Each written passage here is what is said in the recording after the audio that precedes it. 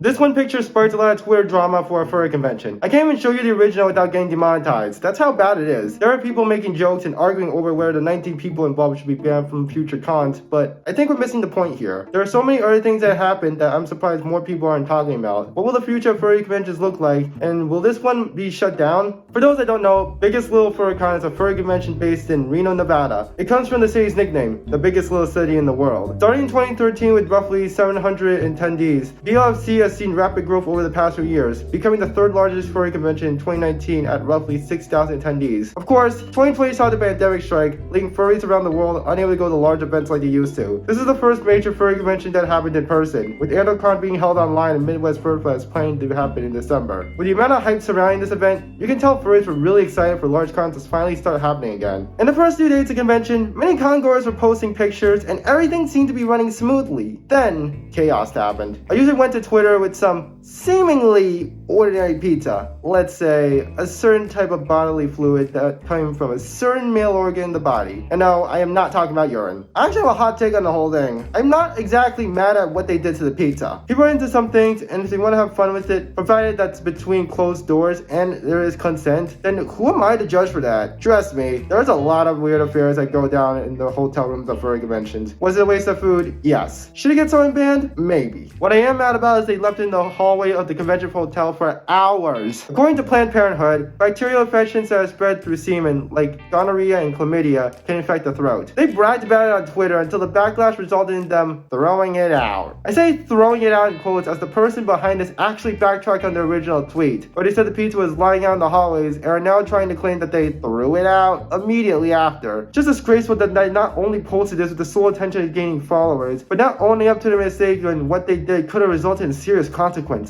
Now, if you thought that was bad, that's just the tip of the iceberg. There also has been an incident of someone, let's just say, being touched in an inappropriate manner. Obviously, this is a terrible experience for anyone to have, especially at a furry convention, and my heart does go out to the victim that had to go through it. They went on to Twitter saying, "I was at BLFC 2021 and I had such a miserable time that I fled on day 2 on the first flight that I could to get out of Reno." I like to say that everyone supported them and they got the help they needed, but that's not what happened. In a video detailing the situation, they outlined their entire story, but at the same time made some hateful comments toward the LGBTQ community. Of course, this resulted in a lot of criticism, and 3 days after, they posted a follow-up video where they apologized for their hateful comments and clarified what they meant in the previous video. During this time, BLFC went to Twitter saying, "Should you feel threatened or unsafe in any way, please reach out to con staff." This understandably has also led to criticism towards the organization, feeling that this statement doesn't go far enough in instructing the victim who was impacted by a horrific violation of personal space. There's so much more that happened that I don't have time to get into, but these are the major incidents. While it might be tempting to focus on the individual controversies, I think there's something even bigger looming on people's minds. With all this going on, some are understandably concerned that BLFC will be shut down. Although their Twitter account announced next year's convention dates suggested the hotel was fine continuing, there might be even bigger problems on the horizon. Despite the amount of controversies that came as a result of some contaminated pizza, I don't see BLFC canceling at all. At the same time though, they'll be under significantly more scrutinies as furries are going to fight back. The speculation over whether the con would cancel has drawn comparisons to Rainforest. For anyone that isn't aware, Rainforest is a Washington-based furry convention started in 2007. For the next 7 years, they were growing at a pretty steady rate. Then, of course, 2015 rolled around and completely ruined their reputation. Property damage, vandalism, and hospitalization displayed that year's con. This apparently has been a problem that has been happening for years, with con chair Rex Wolf saying the Hilton Hotel sustained more damage during Rainforest than it did from every other event in the Hilton for the entire rest of the year. Whether or not it was caused by furries or outsiders was irrelevant at that point. The hotel stopped hosting them and as a result ceased to exist as they were not able to find another venue. This is the main problem I have comparing BLFC and Rainforest. While there were many controversies surrounding BLFC, none of them directly impacted the hotel. Rainforest, in contrast, had hotel property damaged. The thing with hotels is that they want to make money. They don't really care about what happens at a furry convention as long as it makes money for them. When their income is threatened, hotels get anxious. If BLFC does go down, it'll probably be because of congoers and not the hotel. What I'm about to say is the worst case scenario, and I certainly hope it doesn't happen. There have been accidents happening at previous cons as a result of poor security, but what happens if it results in someone losing their life? I obviously hope this doesn't happen, and I definitely don't want this to be be the reason why a convention fails. But the sad part is that it almost happened. To be clear, the person who first broke the news says it's not the convention's fault, but with everything that had been going on up to this point, everyone thought the opposite. If that person had not knocked on the door, we could have seen an entire police investigation, and no one wants that. The MFF 2014 chlorine incident was already bad, but thankfully nobody got seriously injured. Honestly, I think the biggest problem with all this was not the pizza incident or the invasion of the personal space, but BLFC's bad response to all of it. Sure, they had multiple PR nightmares happen all at once, but I'm pretty sure we wouldn't be talking about it nearly as much if the organizers had handled the situations properly. Look at Megaplex. At least they apologized for an initial insensitive statement and made real changes to the con. Even if all press is good press, is it really worth it at the cost to the safety of attendees, dealers, and their reputation? With so many people making assumptions and speculating, I think we're all missing the point. Sure, when there's something controversial, everyone has to give their own opinion in order to get that sweet attention. I can understand wanting to get popular, I get that. But when it results in others getting hard or misinformation spreading, that's not okay. I encourage anyone who is interested in learning more to look into it on Twitter. Some details may change over time as new information comes out. If there are any future updates, they'll be in the description. I am expecting a statement from BLFC coming out soon if we all want to better understand what happened and what will be happening moving forward.